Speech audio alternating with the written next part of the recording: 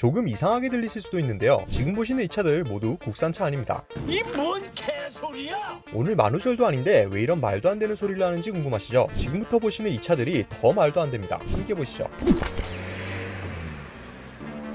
그들에겐 모두 양심 없는 디자이너들만 존재하는 걸까요? 많은 분들이 예상하셨듯 방금 보셨던 차들은 모두 중국 자동차 제조사에서 나온 디자인입니다. 아마 10년 전쯤 중국 자동차 제조사들의 짝퉁 디자인이 가장 심했다고들 기억하실 텐데요. 스포티지, 산타페, 마티즈, 미니, 롤스로이스 랜드로버 등 짝퉁처럼 베껴가거나 심지어 로고만 없으면 어떤 차가 어떤 차인지 구분을 못할 정도로 아예 그대로 복붙해놓은 차도 있었습니다. 그들의 본성이 10년 전과 지금은 다를까요? 요즘에는 그나마 수출량도 많아지고 우리나라에서도 정식으로 판매할 정도로 발전했지만 여전히 디자인 짝퉁 논란은 계속되고 있습니다. 저희가 예전에 내보내드렸을 때도 크게 화제였는데요. 동풍소콘의 펜곤 iX5를 많은 분들이 기억하실 겁니다. 국내 포착 사진이 공개되자마자 아우디가 상징했다부터 시작해서 폭스바겐 짝퉁이냐, 좋다는 디자인은 다 갖다 붙여놓은 것 같아 등의 반응이 나왔습니다. 심지어 이렇게 대놓고 아우디 브랜드 로고와 모델명을 갖다 붙인 차주도 있었고요. 최근에는 설계도면 유출한 거 아니냐라는 의혹을 받을 만큼 비슷하게 베껴간 차가 다시 등장하기도 했습니다. 시노골드에서 나온 GM3라는 차인데요. 벌써 모델명에서는 르노 삼성 XM3가 떠오르는데 이렇게 사진을 보면 어떤 차가 떠오르시나요? 앞모습은 몇 년 전부터 폭스바겐에 밀던 패밀리룩이 생각나기도 하고요.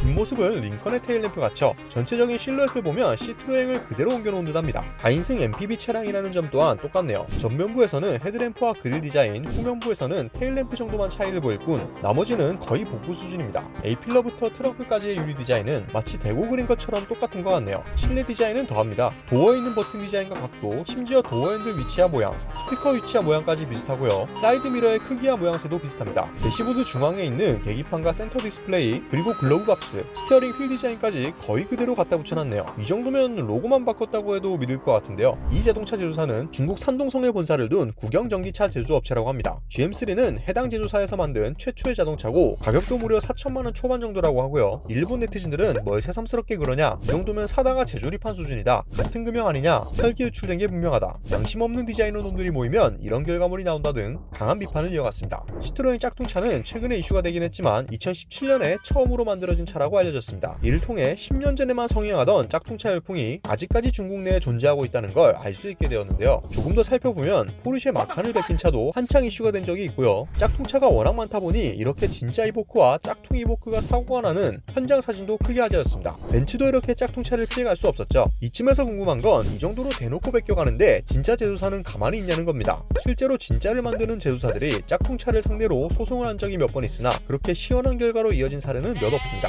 방금 전에 보셨던 랜드로버를 그대로 복사한 랜드윈드 사례가 유명한데요. 중국의 장링 자동차와 장안 자동차가 함께 설립한 랜드윈드는 2014 광저우 모터쇼를 통해 이보크 짝퉁 랜드윈드 X7을 선보였습니다. 당시 제규어 랜드로버는 포르쉐처럼 지적재산권 보호 소송을 했으나 중국 법원에 의해 무산됐었습니다. 시간이 지난 뒤 이슈가 잠잠해질 때쯤이 되어서야 중국에서 3년 만에 제규어 랜드로버의 손을 들어주었고요. 포르쉐도 막한 짝퉁차에 대한 법적 조치를 진행했으나 중국에서는 보란듯 판매가 진행됐습니다. 현대차도 법정 대응까지 갈 뻔한 사례가 있죠. 이 차의 이름은 치성 CUV인데요. 2006년 중국 단종 황해자동차가 개발한 차로 산타페 CM 디자인을 복붙해서 화제가 됐었습니다. 이 자동차 제조사는 뻔뻔하게도 심플하지만 섬세하고 강한 근육질을 연상시키는 외관을 지녔다라며 언론 플레이를 하기도 했습니다. 당시 현대차는 황해자동차가 산타페의 디자인을 표절했다고 판단했는데요. 당시 현대차 관계자는 이에 대해 인테리어는 산타페와 다르지만 외부 디자인은 거의 같아 복제차로 보고 있다라며 치성이 실제 베이징 모터쇼에 출품됐는지 파악 중이고 법적 대응 여부는 아직 결정되지 않았다라고 밝히기도 했습니다. 물론 아쉽게도 이후 조치에 대해서는 알려진 바가 없고요. 일본 네티즌들은 중국은 일단 거른다, 중국 너무 싫다, 중국이라 욕하는 게 아니고 욕하고 보니 중국이더라라는 반응을 보였습니다.